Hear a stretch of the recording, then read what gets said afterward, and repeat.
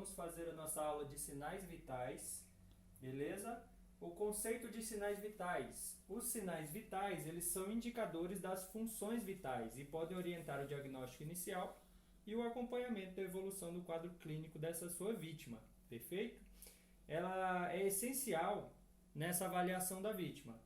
Deve ser realizada quando se faz o exame completo e após a avaliação inicial, eliminando o risco de morte, ou seja, após garantir que a vítima respira, tem pulso, sem risco de PCR. Então, é importante que a gente saiba, né, identificar quais são os sinais vitais, saiba quais são os parâmetros considerados normais, né, que alguma anormalidade vocês vão identificar se esse paciente está precisando de um atendimento de emergência, né, de urgência ou não. Perfeito? E quais são esses sinais vitais? Vamos passar aqui agora. Pulso, respiração, temperatura e pressão arterial. Existe um método mnemônico também para a gente decorar quais são os sinais vitais, que é o TPRPA. TPRPA, temperatura, né? Pulso, respiração e pressão arterial. Perfeito? Então aí a gente fica fácil de decorar. Esses sinais vitais aí tem que estar na ponta da língua, tem que estar decorado. Não só quais são os sinais vitais, mas também quais são os parâmetros considerados normais. Nós vamos falar sobre cada sinal vital agora individualmente, tá? Iniciando pelo pulso, que ele é um reflexo das contrações cardíacas, da sístole, que é percebida pela palpação de uma artéria próxima à pele. O que isso quer dizer? O nosso coração, ele bombeia, né, com bastante força esse sangue para todo o organismo. Então, isso é chamado de sístole, né, o momento de maior pressão do coração. E a gente consegue sentir através do nosso tato, né, nas artérias próximas à pele. São elas, a principal é o pulso carotídeo, né, existe também a pulsação radial, que é perto aqui do braço. Vou mostrar aqui para vocês, né? Nessa região do antebraço nós temos aqui dois ossos, né? O osso aqui de cima, ele é chamado de rádio, então é fácil da gente identificar o rádio, porque ele finaliza no nosso polegar. O polegar a gente costuma dizer que é a antena do rádio, tá? Então a antena do rádio a gente consegue identificar aqui essa região, essa fossa aqui, ó, anatômica. Se a gente colocar nossos dois dedinhos aqui, a gente consegue identificar a nossa pulsação, que aqui nesse local se chama pulsação radial, perfeito? Existe também a pulsação carotídea. Nós temos artérias que passam pelo nosso pescoço, que são chamadas artérias carótidas. Mostrando para vocês onde que seria, ó, nessa região aqui, ao lado da traqueia, nós conseguimos identificar a pulsação, tá, carotídea. Então, esta posição aqui a gente consegue identificar a pulsação carotídea, tá? Os pulsos mais utilizados, então, é o carotídeo, o braquial e o femoral. Braquial é aqui no final do bíceps, perfeito? Então, aqui nós temos o bíceps. Ao finalzinho do bíceps, vocês conseguem identificar a pulsação braquial. Então são esses três tipos aí, o carotídeo, o braquial e o femoral. Em adultos e crianças inconscientes, a gente utiliza o pulso carotídeo, tá? Em bebês e lactentes, a gente utiliza mais a pulsação braquial. Cada pulso sentido equivale a uma quantidade de sangue bombeado pelo ventrículo esquerdo, que é em torno de 85 ml de sangue por batida. Então, cada vez que você sentir uma pulsação, 85 ml de sangue passaram ali, né, para todo o corpo. Tranquilo? E aí, para a gente avaliar essa pulsação, né, o que a gente precisa observar? A gente precisa observar o ritmo, se ele está regular ou irregular. Tá? O coração, ele segue um ritmo para poder bombear o sangue para todo o organismo. Então ele faz pum pum, pum pum, pum pum. Quando esse ritmo está constante e regular, né, você consegue identificar. Quando ele está irregular, né, também é bem evidente. É aquele pum pum pum fora de ritmo, totalmente fora de ritmo. Isso é chamado de arritmia. Então, um coração que está batendo fora do ritmo, ele está com arritmia. Outra coisa que a gente tem que observar na avaliação do pulso, que é o volume, né? A intensidade com que o sangue bate nas paredes das artérias. Como é que a gente vai identificar o volume? Né? Na verdade, a gente vai identificar se a pulsação está forte ou se ela está mais fraca. Se você consegue sentir a pulsação com facilidade ou se é mais difícil. Se for forte, né, uma pulsação cheia, você pode identificar aí que tem bastante volume sanguíneo. Se for uma pulsação mais fraca ou fina, a pessoa pode estar, o seu paciente pode estar com hipovolemia. Hipo significa pouco. Volemia tem a ver com volume. Então, hipovolemia é pouco volume sanguíneo circulante. Perfeito? E aí, nessa pulsação, a gente consegue mensurar a frequência cardíaca desse seu paciente. Tá certo? É muito importante que a gente saiba a frequência cardíaca para você ter um parâmetro, né? Um parâmetro de sinal vital. O que eu avalio nessa frequência cardíaca? É o número de vezes que o coração bate por minuto. Então, você vai encontrar o pulso, né? Pum, pum, pum, um ritmo, né?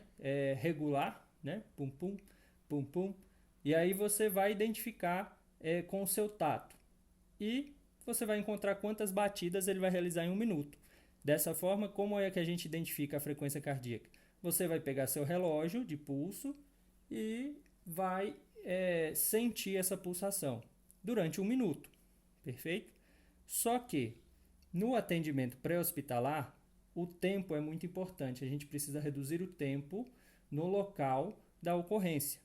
Né? Esse paciente às vezes pode estar numa situação grave, precisa de um atendimento intra-hospitalar de emergência. Então a gente não pode perder muito tempo aí fazendo esse tipo de avaliação. Então a gente pode fazer uma mensuração durante 30 segundos, tá? E multiplicar por 2, né? 1 minuto são 60 segundos, logo 30 segundos é a metade de 1 minuto, certo? Então a gente multiplica por 2 o resultado que a gente obter, né, para chegar aí numa estimativa da frequência cardíaca.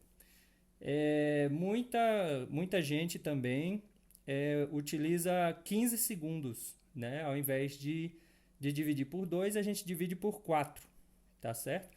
15 segundos seria o ideal no atendimento pré-hospitalar, porque a gente tem como mensurar a frequência cardíaca, né, de uma forma ainda mais rápida. E aí você já parte para outras obrigatoriedades lá no atendimento pré-hospitalar. Então ali a gente tem um exemplo, né? Vamos supor aí que você chegou lá no seu paciente, identificou a pulsação carotídea, né? Começou a identificar essa pulsação. Tum, tum, tum.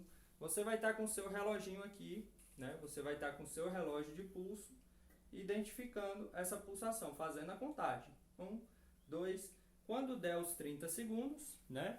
Vamos supor que você identificou aí no seu paciente que ele teve 35 batidas em 30 segundos. Você vai multiplicar os 35 por 2 e vai entrar ali, vai chegar numa conclusão de 70, né? Que é o dobro de 35, 70 batimentos por minuto.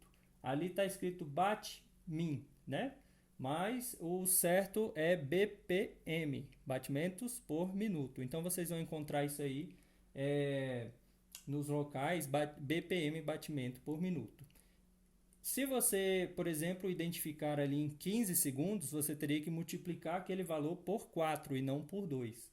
Né? Então, imaginando aí 30 batimentos, vocês encontraram 30 batimentos em 15 segundos, né? Multiplicando por 4, daria 120 batimentos por minuto. Mais à frente nós vamos ver se isso é normal ou não, tá certo? Então, alterações que a gente pode encontrar no pulso. Quando a gente checa o pulso, a gente pode encontrar uma taquicardia. Taque é acelerado. Cardia tem a ver com os batimentos do coração, cardio, né? Então, taquicardia é o pulso acelerado, tá? A bradicardia, por outro lado, é uma pulsação lenta. né? É o contrário da taquicardia. Então, toda vez que vocês verem aí taque ou brade, né? Cardia ou bradipneia, vocês vão perceber que é valores abaixo do normal, tá? E a arritmia é uma pulsação descompassada, sem ritmo, perfeito? Observações sobre a avaliação do pulso radial, o pulso que a gente vai observar ali próximo ao seu polegar, tá? O braço da vítima deve estar relaxado, então não pode estar fazendo força com aquele braço, né? Não aperte muito, pois pode interromper o pulso e atrapalhar a sua avaliação. Anote e observe a frequência, o ritmo e o volume. A frequência cardíaca, a gente já aprendeu como é que mensura, né? O ritmo, se ele está regular ou se a pessoa está com arritmia. E o volume, se está forte, se tem uma pulsação forte, evidente, ou se está fraca. Perfeito? Então, temos aí os tipos de pulso. O pulso que a gente mais utiliza no atendimento pré-hospitalar é o carotídeo, em casos de trauma, a pulsação radial em casos clínicos, né? E a braquial para lactentes, crianças pequenas, perfeito? Mas aí temos vários locais que a gente pode mensurar a pulsação. Ali temos o exemplo, além dos que eu já falei, temos ali o exemplo da axilar, pulsação poplítea, que é atrás do joelho, tá? A femoral, né? O pulso femoral, que é ali próximo à virilha, né? Tem que dar uma pressionada maior para encontrar essa pulsação ali. Tibial posterior, atrás aqui do maléolo, que é esse ossinho interno aqui do pé, do nosso pé. Tá? Temos também a pulsação pedial, que é no peito do pé. E a pulsação temporal. Não sei se vocês já tiveram uma dor de cabeça muito forte, que a gente segura assim na lateral da cabeça, né? E você consegue sentir pulsando a cabeça, né? Então, essa região aí a gente pode encontrar a pulsação temporal. Então, vamos lá. Isso aí é muito importante que vocês saibam de cor e salteado. Saibam mesmo, porque vai auxiliar vocês demais num atendimento pré-hospitalar, que são os valores normais, os valores de referência. Perfeito? O valor de referência de um adulto normal em repouso é de 60 a 100 batimentos por minuto. Ou seja, acima disso, este paciente pode estar fazendo muito esforço ou pode ter alguma alteração fisiológica, perfeito?